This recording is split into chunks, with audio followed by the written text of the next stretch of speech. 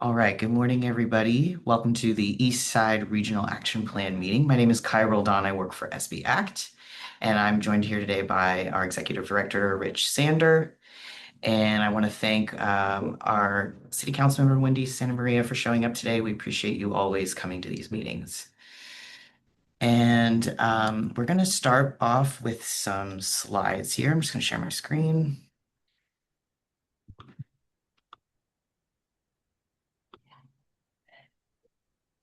Can everyone see this okay? Yeah. Okay, great. So the first thing I wanted to start with is some awesome news. Faro is turning 2 years old, which is super exciting. So we are having a anniversary celebration. So we'd like to put this on your radar. Save the date. It's the 25th of this month from 5 to 6:30, and this will be at the Faro Center. So we really hope that as many of you can go as you can. I will drop an RSVP link a little bit later in the meeting so that y'all can RSVP if you can make it. We'd love to see you all there. And with that, the program will start at 5:30. It's going to be a shorter program, but we just wanted to say thank you to everyone. And then we're also going to be giving awards to some of our stellar clients who have really, you know, uh, made some progress this year, and we just want to recognize them. So we'd love to have you be a part of that. Yeah, it's going to be a nice kind of just celebratory event. We'd love to have you. And there's food and wine, so why not? You know? Yes, So, exactly.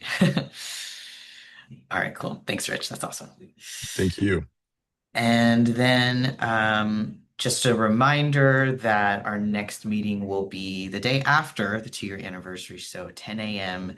Friday, the 26th. And then I'm going to hand it off to Rich to talk about our all-call meeting that we had this Monday. Yeah. So, um, a lot of our work is through a partnership with the city of Santa Barbara, and it started in 2019. That's gone on currently, and it's gone through many different iterations. So, for the past 7 years, we started with the city of Santa Barbara with the Act on Homelessness Collaborative. And this is a group of folks that are all executive directors, nonprofit leaders that have really come together to create long-term plans and strategic planning and agendas through how do we make sure that we're moving the needle on homelessness. So about once a quarter, we have the steering committee meet who continues to set that agenda and the strategic plan. And then we also hold what's known as an all hands meeting. And that's open to the public. And at these meetings, we really try to just let people know, hey, here's where we're at in that common agenda, that strategic planning process. Here's what's going on in homelessness right now. And just keeping everybody up to date so that we're all, as I said, rowing together and on the same page. So the three things that we really wanted to highlight, there was a great independent article that actually covered all of the information really well. And so you can scan that to read it. It was on the Independent. But three of the points that we really wanted to talk about was the first is the point in time count that happened this past no, not this past January, a year ago, because it's every other year now, really showed that unsheltered folk, which is meaning the count of people that are currently unsheltered on the streets, that number has gone down. So that's a good thing. However, the number of people in shelters has gone up. And that means that we are responding to people on the streets by providing them shelter. And then the largest increase was people living in their vehicles or vehicular homelessness. So this is something that we started counting in 2020. New Beginnings is like one of the best uh, partners in the nation, really, that started this work before it was really popularized. But we are still like we only have about 5 years of data on vehicular homelessness in general, and we're seeing that this is something that is not only a problem, but cities are trying to address it. So Goleta just passed another ordinance just trying to say like, hey, you may be ticketed if you're living in your vehicle. They did this with, they called it like an administrative waiver. So if you're living in your vehicle, you will be fined. But if you show that you are accepting homelessness services, that fine fee is waived. So they're trying to work with us and figure out a way to make this happen. As you know, Santa Barbara, the city of Santa Barbara also just passed an ordinance shortening the time between when they post and let people know that they're going to take action on vehicles. So it's just something that we're trying to be not only aware of, but see how do we address those folks in terms of getting the services that they need. What we're seeing a lot more is people saying that they are choosing to live in their vehicles. We don't necessarily believe that, in the sense that yes, that there may be a smaller number of people that do that, but what we have learned over the 20 plus years in this work is a lot of people will say that they're choosing to live on the streets, and then once we get to know them, or once we uh, have more of a relationship, we find very quickly that they are most likely, if they were offered the ability to have an apartment or a home, they would take it in an instant. So it's really trying to figure out, like, how do we address their needs to the best of their ability. So that's the first thing. The second thing is just kind of more informational. So beginning at the end, or not, at the end of December, all of the EHV, Emergency Housing Voucher Program benefits, will come to a close. Now, this was what was started in right after COVID. This was because we knew that a lot of people were losing their housing in COVID. It began as a 10-year program. And I think when it finally got off the ground, I think was 2022. I could be wrong about that, but I believe it's only been happening for about 4 years, but they're counseling it. And this is going to affect quite a few families here in town, all throughout the South Coast. And so that's all going to be ending at the end of this year. And we're trying to not only let people know, but on that date, actually, we had a landlord that was with us in the room that said all her tenants just got notice of it that day.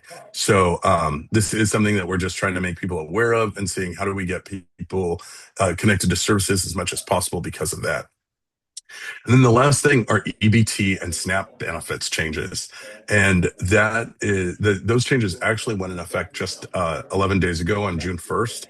A lot of these EBT and SNAP benefits, these are programs that allow people to get food at free or reduced rates.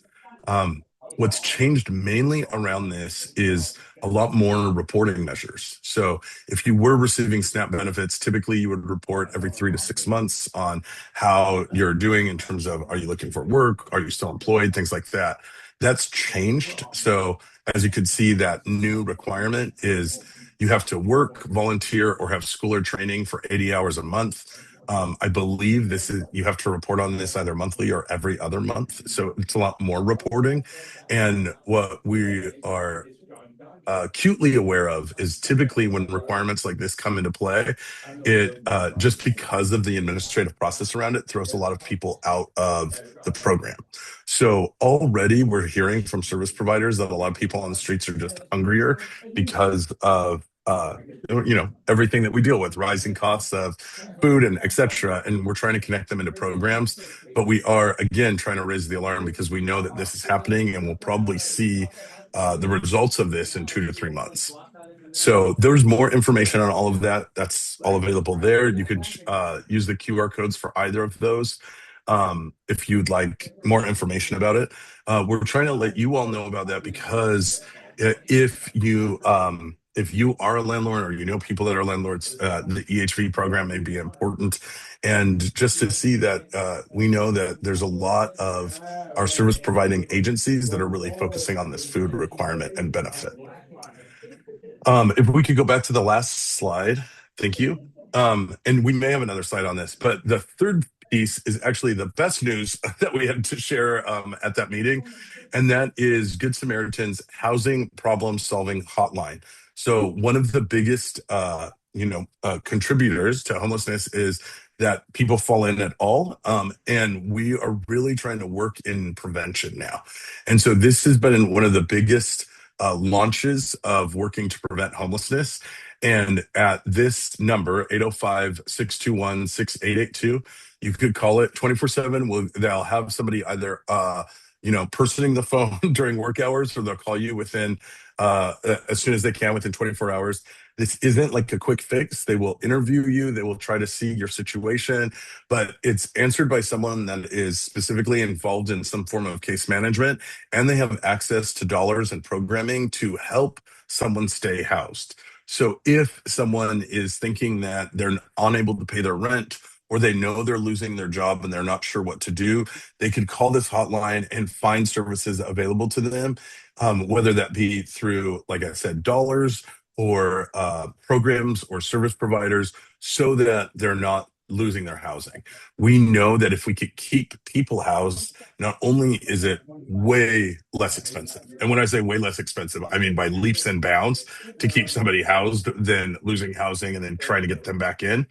But it's also it's they're more likely, if they stay housed, they're more likely to continue being housed rather than uh kind of falling through the cracks in the system. Where, as I said, we are really trying to work on getting that number of vehicular homelessness down. And so to do that, this is the county's current big project. So please take that number down. And yeah, if you have any questions about any of those things, I'm here to answer them. So thank you. Thanks, Rich. Absolutely. Do we have any questions or anything about what Rich shared or any comments? Okay, I'm not seeing anything, but if something comes up, if you have a question, please feel free to ask it. Um, okay, so that's the end of that. Appreciate y'all paying attention to that. Okay, let me start this. Okay. So now I'm hoping that we do have someone new today. Andrew, I was wondering if you'd be willing to introduce Brad.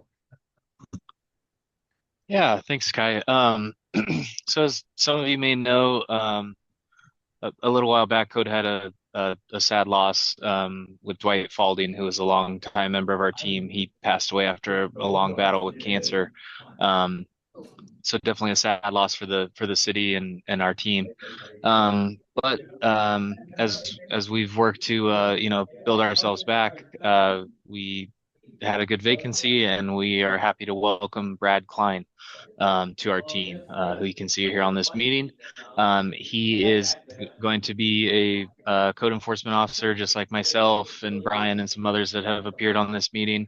And you can definitely feel free to reach out to him with any concerns or questions, or just, anything you see out there on the east side or citywide for that matter. Again, SB Connect is always the best reporting tool to get things routed to us and handled as quickly as possible. But we're always available directly as well. So I hope everyone can welcome him. And Brad, he's here to just kind of start, um,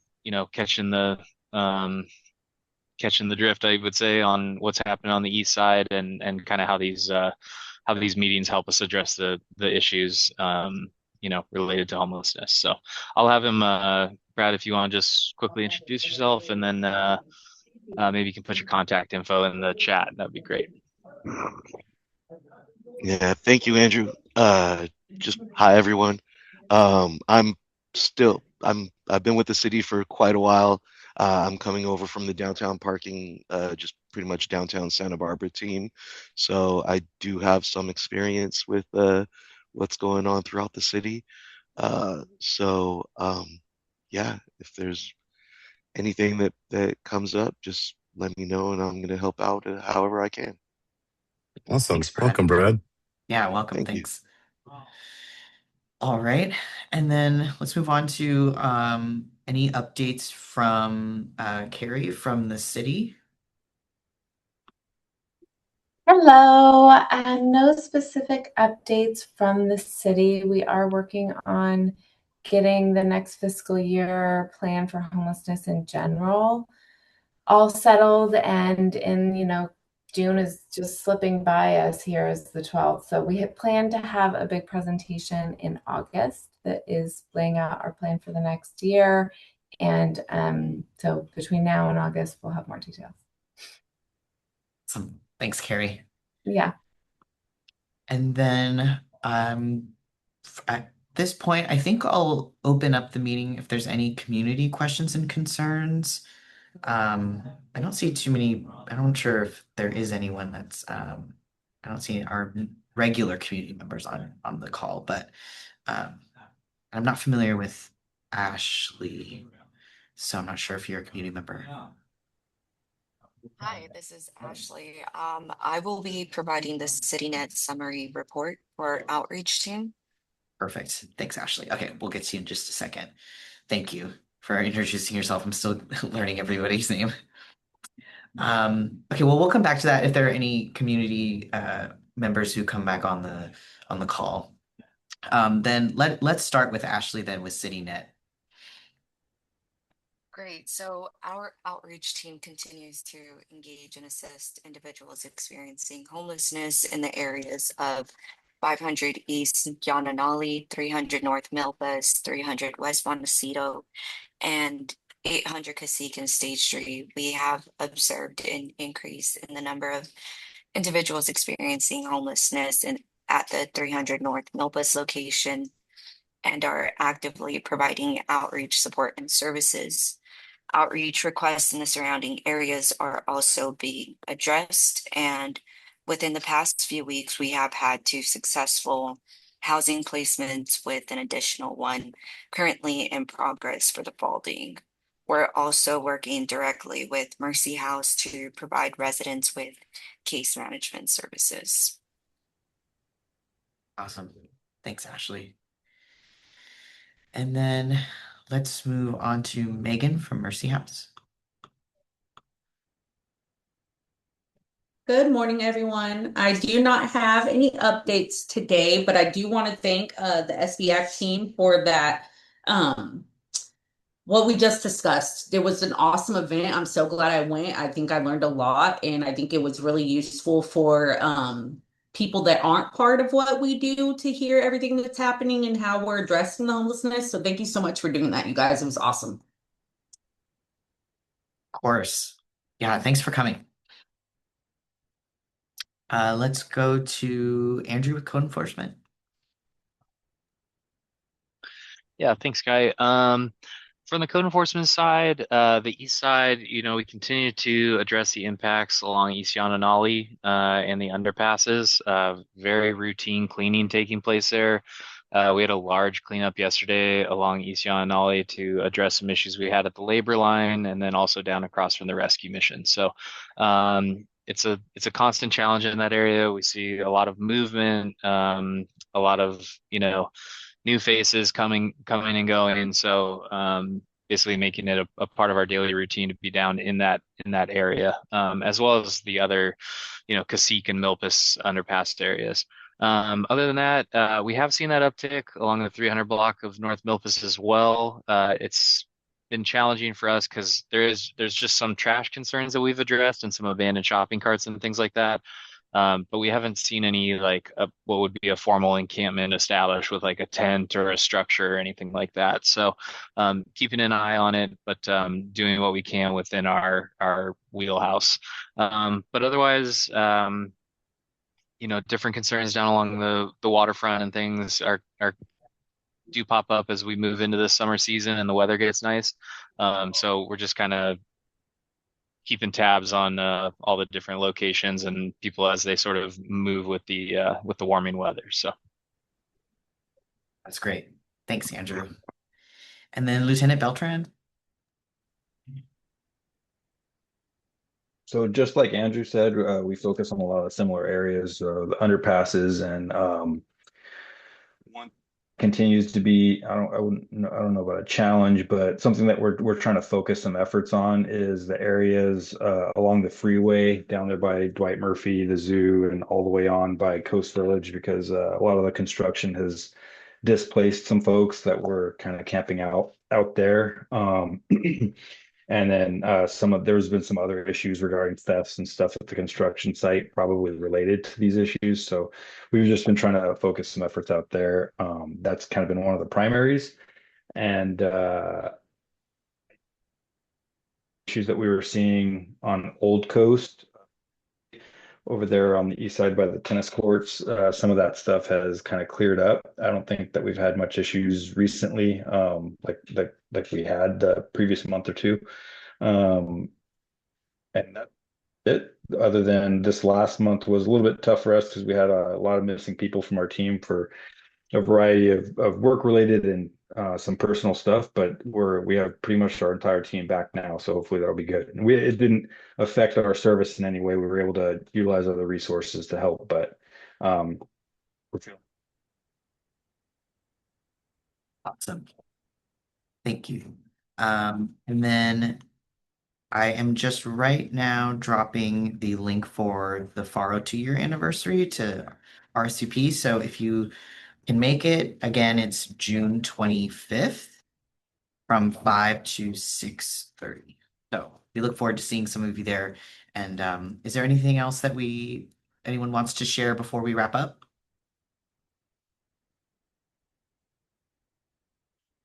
All right. Well, it was great seeing you all, and we'll see you all in a couple weeks.